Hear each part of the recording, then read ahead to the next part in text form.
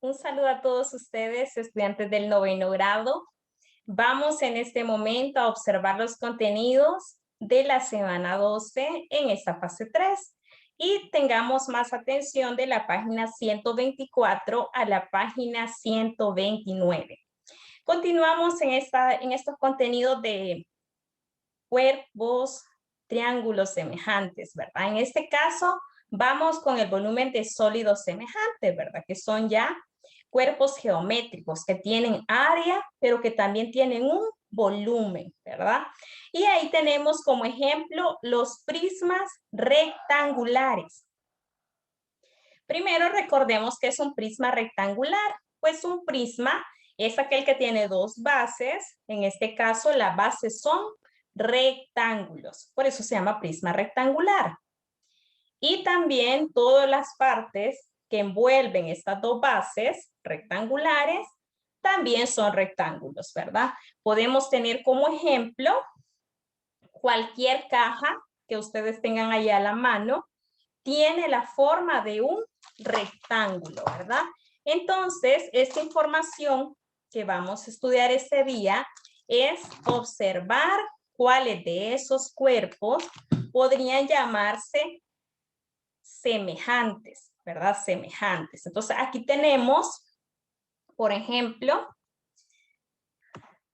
un prisma pequeñito, por así decirlo, donde las magnitudes que nos interesan de un prisma rectangular es largo, ancho y alto. ¿Verdad? Largo, ancho y alto, o como decimos, altura, largo y ancho. Esas son como las dimensiones de un prisma rectangular. Bueno, en el caso de este prisma, lo que se va a hacer es comparar el volumen. ¿Cómo se halla el volumen de un prisma? Multiplicando. Multiplicando largo por ancho por alto. Y entonces aquí lo tenemos, ¿ves?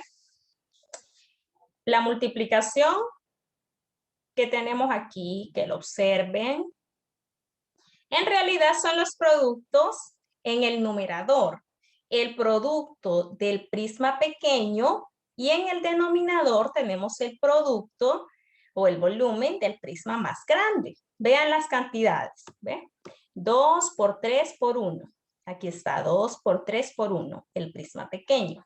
El prisma grande, 3 por 9 por 6. El orden de los factores aquí no afecta porque es un producto. Hagan los productos, ¿verdad? O pueden simplificar las cantidades, que es lo que se quiere hacer en este caso, ¿de verdad? Se ha simplificado prácticamente. Si no lo hubieran simplificado, no hay problema. Hagan los productos al inicio y al final simplifican. Y siempre van a obtener 1 sobre 27, lo cual está bien. O sea, aquí el libro les presenta que después separa, ¿verdad? Separa los altos, los largos y los anchos y los simplifica entre ellos. Pero si ustedes no simplificaron, no hay problema. Multiplican 6, multiplican abajo 81 y después, ¿verdad? Hacen todos los productos, los simplifican y les va a dar siempre 1 sobre 27, lo cual está bien. Continuamos. Por eso nos dice, la razón entre los volúmenes de dos sólidos semejantes es igual al cubo de la razón de semejanza. Si no se comprende ese enunciado, no hay problema. Ya sabemos, encontremos primero el volumen del prisma pequeño y lo dividimos entre el volumen del prisma más grande, ¿verdad? Acá, si lo observamos, el prisma pequeño, ¿cuánto es el volumen? 1 por 2 por 3, o sea, 6. Volumen del prisma pequeño, 6. No tiene unidades, entonces solo vamos a decir volumen igual 6. Ahora vamos con el más grande. ¿Qué ocurre? Que las magnitudes son 1 por 4 por 6. Las multiplicamos y la respuesta es 24. Entonces, si yo divido el prisma pequeño entre el prisma más grande, comparando sus volúmenes, yo voy a escribir 6 sobre 24. O sea que la respuesta es 1 sobre 4, un cuarto. Esa es la razón de semejanza, un cuarto. Y eso sería todo en este caso. Les dejo que lean el 2 y que traten de demostrar la semejanza. Y ahora veamos en el página 125, problemas que se resuelven utilizando semejanza de triángulos. A cierta hora del día, José y Marta se colocan de pie en el patio de su escuela. Vean qué bonitas las figuras. El que lo presenten gráficamente es de gran ayuda. José proyecta una sombra de 90 centímetros. Toda esa es la sombra que él proyecta. Mientras que la sombra de Marta es 75 centímetros. Ahí está la sombra de Marta. Si la altura de José es 1.80 metros, aquí lo vamos a dejar en metros, aunque ya lo vamos a pasar a centímetros, porque si aquí abajo me dice centímetros, yo voy a trabajar solo con centímetros. ¿Cuál es la estatura de Marta? ¿Verdad? Quiero hallar la estatura de Marta. Aunque no se observe, ustedes tal vez no lo logren observar ahorita, ahí se forman dos triángulos. ¿Cómo? Aquí, ¿ven? Con estas, esto es como la altura y esta es la base. 90 de base, 180 de altura. Y aquí se cierra el triángulo, ¿ven? Y acá también, 75 de base. Y ya algunos ya saben cuánto es la altura, ¿verdad? Solo con observar creo que ya saben cuál es la altura. Porque aquí dice 90, 180. La lógica también tiene que ayudarnos. Aquí 75 y 150, ¿verdad? El doble. Eso observamos solo con las figuras. Pero claro que hay que demostrarlo matemáticamente. Vale.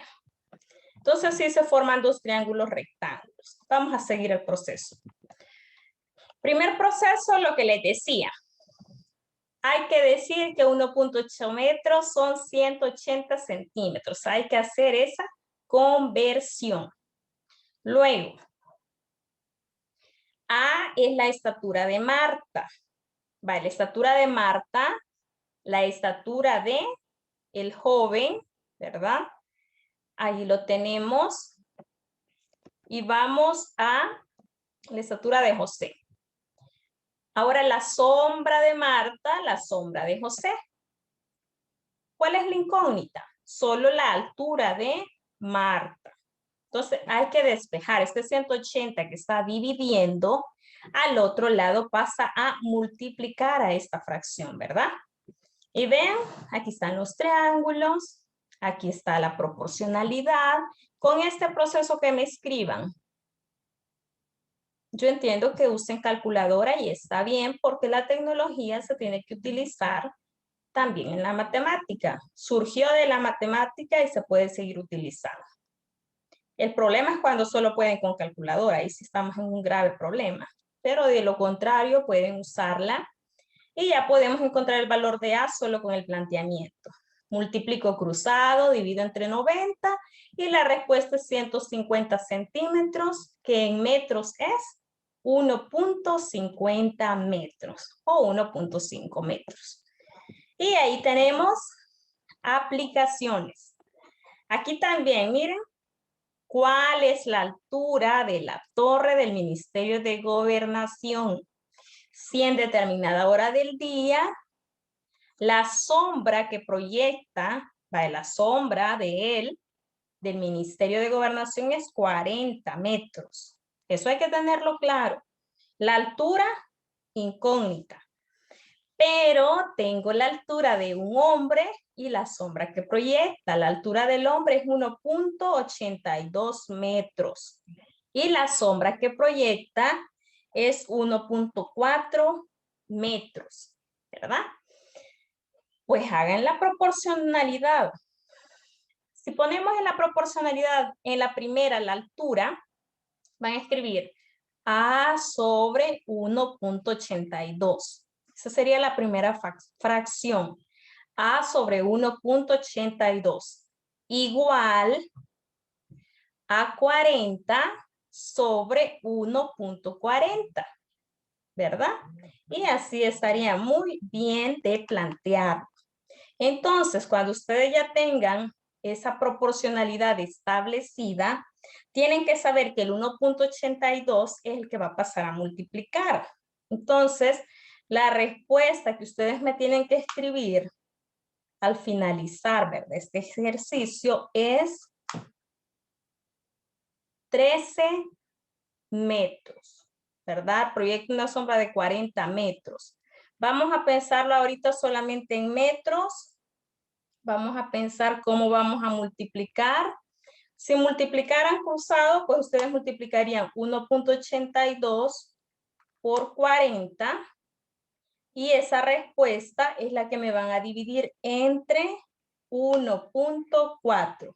Ah, entonces la altura del Ministerio de Gobernación es 52 metros. Esa es la respuesta que ustedes me deben de dejar. 52 metros. Bueno, vamos a continuar. Después de la página 125, el libro sugiere pasar a la página 128. Quiere decir que estas dos páginas que tenemos acá, las vamos a hacer en el periodo de refuerzo. No es necesario que las hagan ahorita. Lo que sí les voy a pedir es que rotulen unidad 6, teorema de Pitágoras, y que lo hagan de manera ordenadita, ¿verdad? Que se vea que ahí hubo un cambio de unidad. Entonces, posteriormente se dedican a leer esta información, que es muy importante conocer, ¿verdad?, el origen de ese teorema de Pitágoras, que no solamente lo inventó, ¿verdad?, o lo descubrió Pitágoras de Samos, sino que en realidad es un proceso muy amplio que surge mucho antes de Cristo, ¿verdad? Y nos menciona 1600 años antes de Cristo. Pero la primera demostración formal sí la hizo Pitágoras de Samos, ¿verdad? O la escuela de él, y por esa razón se llama teorema de Pitágoras. Sería bueno que investiguen esta biografía de Pitágoras de Samos.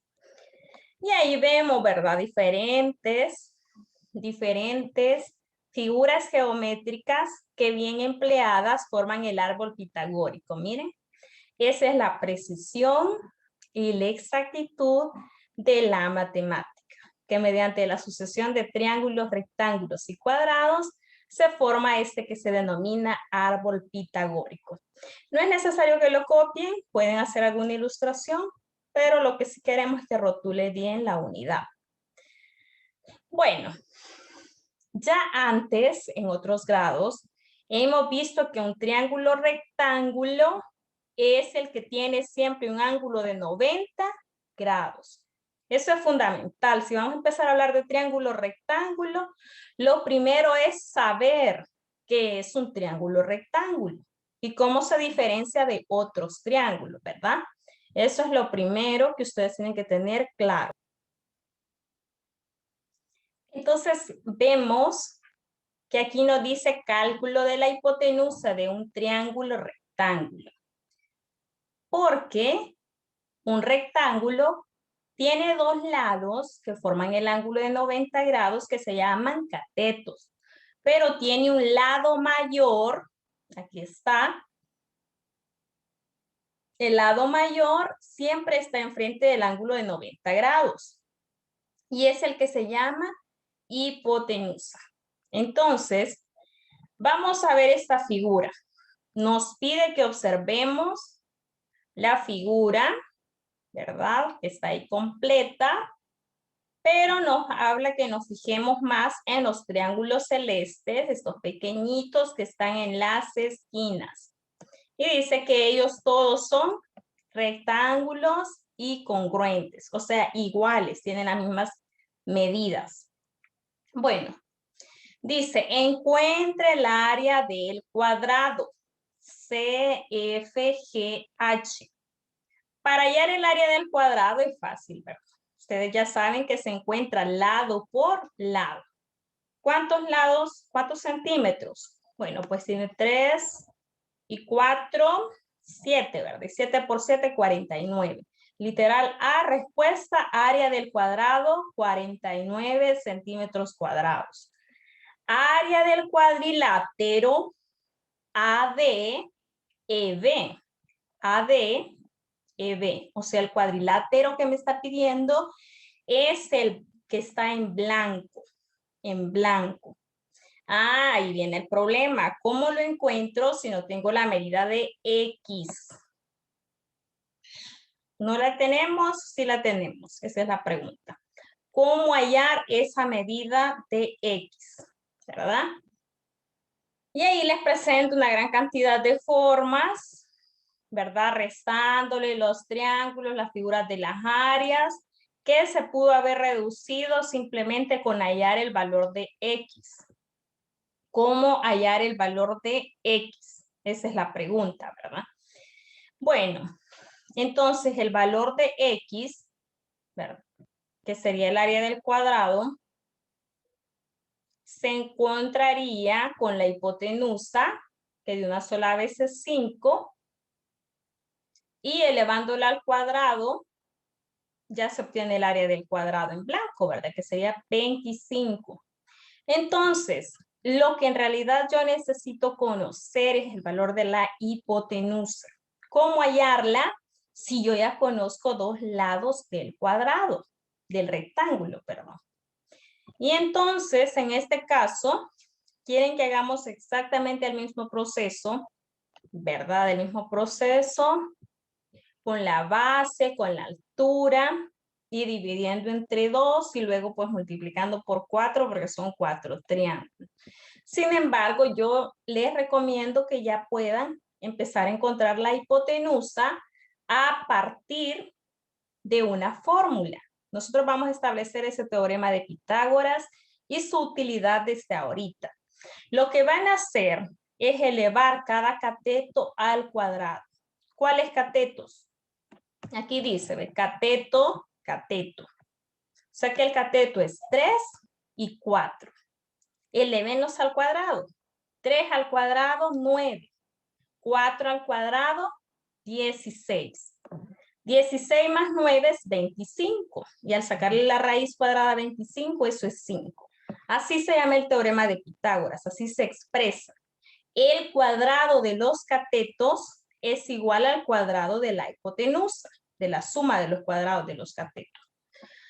Pero bueno, vamos a seguir empleando según lo propone el libro. Nos pide que cerremos con esta página 129, donde ahora me dicen calcular siempre la hipotenusa de un triángulo rectángulo. Y ahora lo vemos expresado en esta forma de puntos sobre un plano cartesiano, ¿verdad? 0,0, 0,1, 1,0.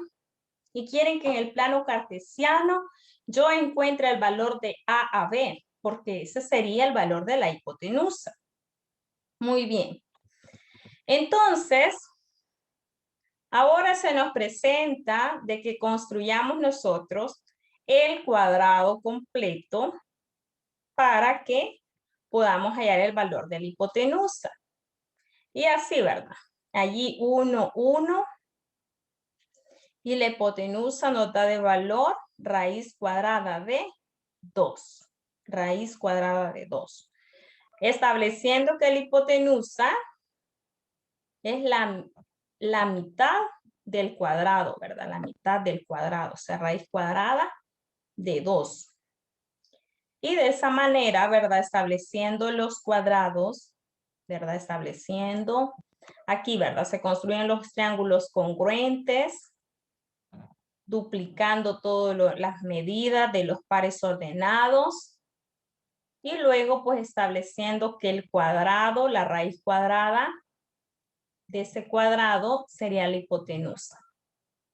Y como el área de ese cuadrado da 2, la raíz cuadrada es raíz cuadrada de 2, ¿verdad? De esa manera. Y aquí efectivamente, miren, tenemos 1, 2, y también lo vamos a establecer, ¿verdad? Van a seguir la respuesta para que después ustedes hagan las demostraciones de por qué aquí se les va a dar 3 raíz cuadrada de 2. Y posteriormente vamos a formalizar el teorema de Pitágoras. Como les decía, la suma de los cuadrados de los catetos es igual al cuadrado de la hipotenusa. Vamos a ir avanzando poco a poco. Y también, si ya lo hemos visto antes, ustedes lo pueden aplicar, ¿verdad? Si alguien aquí me dice, mire, yo lo que voy a hacer es escribir 2 al cuadrado más 1 al cuadrado, y efectivamente obtiene 4 más 1, 5, ¿verdad? Y esa es la raíz cuadrada, ¿verdad? La raíz cuadrada, la hipotenusa sería 2 al cuadrado 4, 1 al cuadrado 5, y ya esa es la respuesta. Raíz cuadrada de 5, ¿verdad? Raíz cuadrada de 5 sería el valor de la hipotenusa. Y acá también, ¿verdad? 1 al cuadrado, 3 al cuadrado, 10. 3 al cuadrado, 9, más 1 al cuadrado, 10. Raíz cuadrada de 10. Ahí sucesivamente vamos a seguir trabajando el teorema de Pitágoras, que ya se formaliza en la página 130, pero que eso lo vamos a estudiar en la semana 13. Entonces, muchas gracias por su atención prestada. Cualquier duda, pueden seguir utilizando nuestros canales de comunicación. Muchas gracias por la atención prestada. Feliz día.